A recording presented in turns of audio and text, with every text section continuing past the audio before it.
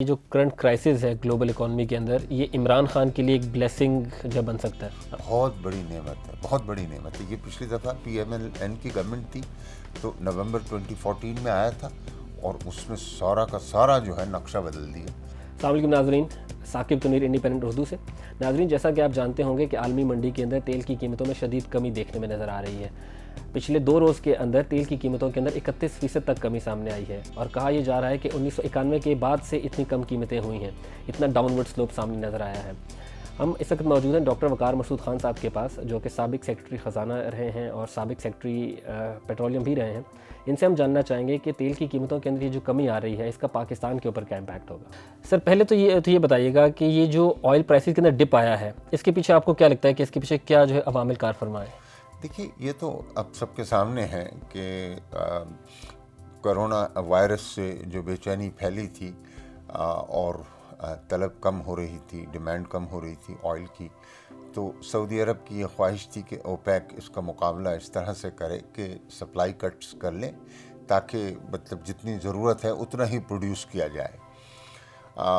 لیکن اب اوپیک جو ہے ایک اوپیک پلس آ گیا جس میں رشیا بھی شامل ہے، اور رشیا بڑا پروڈیوسر ہے، تو اس نے اس سے اتفاق نہیں کیا، بلکہ اس کا کہنا یہ ہے کہ امریکہ شیل گیس جو ہے وہ اور آئل وہ بے پناہ پروڈیوس کر رہا ہے، اور اس کے پاس مارکیٹ ہے۔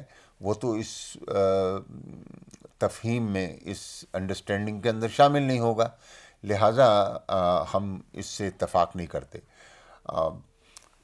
سعودی عرب نے ناراضگی میں اس بات چیت کو توڑ دیا، اور انہوں نے فوری طور کے اوپر جو ہے اپنے جو انہیں کہتے ہیں پریفرڈ کسٹمرز، ان کو بڑے ڈسکاؤنٹس دینے شروع کر دیے۔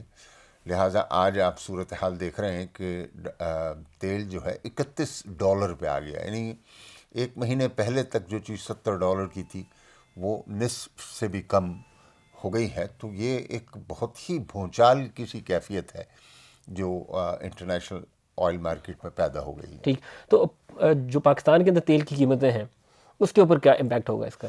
دیکھیے، تیل کی قیمتیں تو پہلے سے کم ہو رہی ہیں، اور پچھلی دفعہ 1 مارچ سے جو ہم نے قیمتوں کا تعین کیا ہے، اس کی بنیاد یہ ہے کہ ہمارے ڈیزل میں $12 اور پیٹرول کے اندر $10 کی کمی آ رہی تھی، لیکن حکومت نے سب پاس آن نہیں کی کنزیومرز کو۔ ٹیکس امپوز کیا انہوں نے، انہوں نے 12 کو 5 کیا اور 10 کو 5 کیا، تو ایک پروڈکٹ میں $5 اور ایک میں $7 بحیثیت ٹیکس پیٹرولیم لیوی انہوں نے اپنے پاس رکھ لیے بڑھا کر۔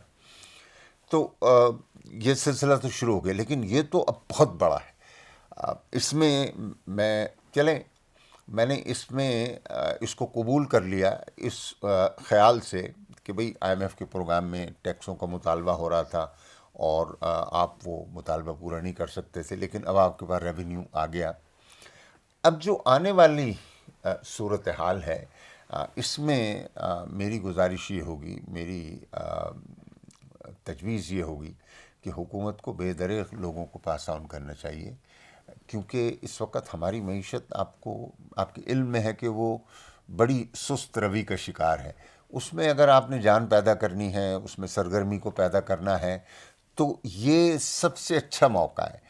اب ہوگا یہ کہ یہ قیمتیں اگر اسی طریقے سے عوام تک پہنچ جائیں تو ان کی ریئل انکمز بڑھیں گی، کیونکہ ہر کسی کا انرجی کے اوپر بڑا خرچہ ہوتا ہے۔ پھر اس سے الیکٹریسٹی کے اندر بھی جو ہے اثرات پڑیں گے، گیس میں بھی اثرات پڑیں گے۔ تو ابتدائی طور پہ تو وہ جو گیس اور الیکٹریسٹی کی قیمتیں بڑھانے کا سلسلہ ہے، اس کی ضرورت تو ختم ہو گئی، اور کہنا چاہیے کہ بھئی چلیں، اگر یہ ضرورت تھی بھی تو آنے والی جو کمی ہے اس سے پورا کر لیں گے اور آگے بڑھتے ہیں۔ لیکن یہ جو پیٹرولیم پرائسز ہیں، ان کو فوری طور پہ کم کرنا چاہیے۔ لوگوں کی آمدنی ہوگی، لوگ خرچ کریں گے اور معاشی سرگرمیاں بڑھیں گی۔ ساتھ ہی اس سے جو ہے ہماری افراط زر انفلیشن کے اوپر بہت مثبت اثرات پڑیں گے، اور وہ بنیاد بن سکتے ہیں کہ کم از کم 4 سے 5% ہم اپنا انٹرسٹ ریٹ جو ہے وہ کم کریں، کیونکہ اس وقت انٹرسٹ ریٹ کی موجودگی جو ہے اتنی بڑی شرح پہ، وہ سرمایہ کاری کے اندر جو ہے وہ رکاوٹ ہے اس رکاوٹ کو دور کرنا پڑے گا. تو یہ دونوں چیزیں مل کر کہ عوام کی طرف سے اسپینڈنگ بڑھے اور شرح سود کے کم ہونے سے سرمایہ کاری بڑھے, اس سے معیشت کے اندر ایک نئی توانائی آ جائے گی, ایک نئی اس کے اندر روح پھونک جائے گی. ٹھیک. جب آپ سیکٹری خزانہ تھے, سیکٹری پیٹرولیم بھی آپ رہے ہیں, تو آپ نے بھی آئی ایم شور جو ہے وہ ڈیفرڈ پیمنٹس کو جو ہے وہ ڈیل کیا ہوگا, اس کے تھرو آپ نے جو ہے وہ امپورٹس کی ہوں گی. تو ایک عمومی تاثر یہ ہے کہ یہ ڈیفرڈ پیمنٹس کا پاکستان کا ایگریمنٹ ہے, پاکستان میں جو تیل آ رہا ہے وہ ایک سیٹ کانٹریکٹ کے تھرو ہے, جس کی پرائس شاید پہلے سیٹ ہو گئی تھی 18 مہینے کے لیے جو ہمیں تیل ملنا ہے. تو کیا ایسی کوئی بات ہے کہ جو ڈیفرڈ پیمنٹ کی پرائس ہم نے سیٹ کی تھی وہی میرے ہوگی؟ خیال میں یہ بات درست نہیں ہے اور ایسے ہوتا بھی نہیں ہے. جو چیز ہوتی ہے ایسے کانٹریکٹس میں وہ صرف قیمت کی ادائیگی بعد میں ہونی, قیمت جو بھی ہو, قیمت اگر آپ نے 18 مہینے کی طے کر لی تو پھر تو بہت آپ کو نقصان ہوگا آج جو حالات ہیں. تو یہ نہیں ہوتا, وہاں صرف آپ کو پیمنٹ کی سہولت زیادہ مدت کے لیے جو ہے مل جاتی ہے.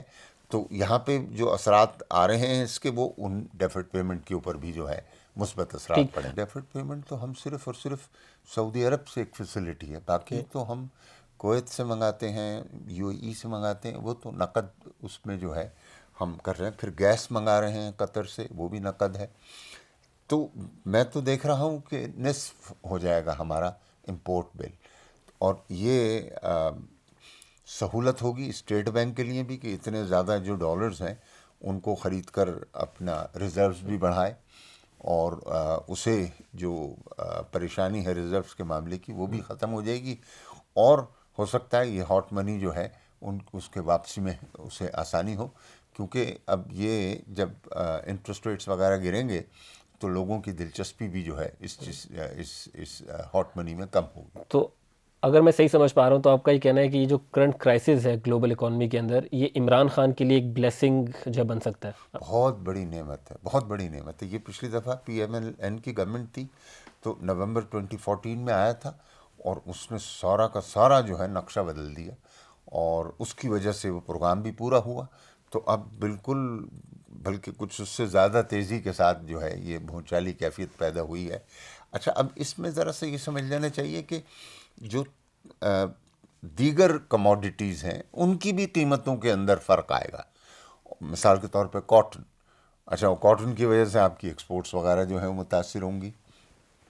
تو میں دیکھ رہا ہوں کہ فوری طور پر ہمیں بہت بڑا فائدہ ہوگا آئل سائڈ پہ, لیکن ہماری ایکسپورٹس بھی متاثر ہوں گی. ایکسپورٹس ہماری اس وجہ سے بھی متاثر ہوں گی کہ دیکھیے نا, دنیا میں مانگ کا دوبارہ پیدا ہونا یہ کل نہیں ہوگا. چین جس طریقے سے دنیا سے کٹ گیا ہے اس کی بحالی کے اندر بھی وقت لگے گا. تو لہٰذا گلوبلی سست روی جو ہے آ رہی ہے. اسی وجہ سے آئی ایم ایف نے اور ورلڈ بینک نے کرونا وائرس کے لیے فائنینسنگ جو ہے وہ پیدا کر دی ہے, اور کہا ہے کہ جناب اس ونڈو سے آپ بارو کر سکتے ہیں کہ پروگرام میں ہوں یا نہ ہوں.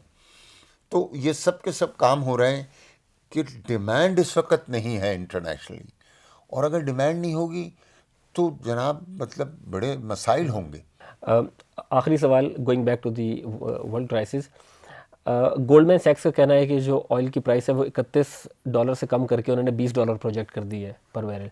تو آپ کی فور کاسٹ کیا ہے کہ یہ کتنا پلے آؤٹ ہوگا آگے؟ دیکھیے, میں تو فور کاسٹ میرے بس میں نہیں ہے, لیکن ایک فور کاسٹ میں نے دیکھی ہے کہ وہ $10 کی بھی ہے.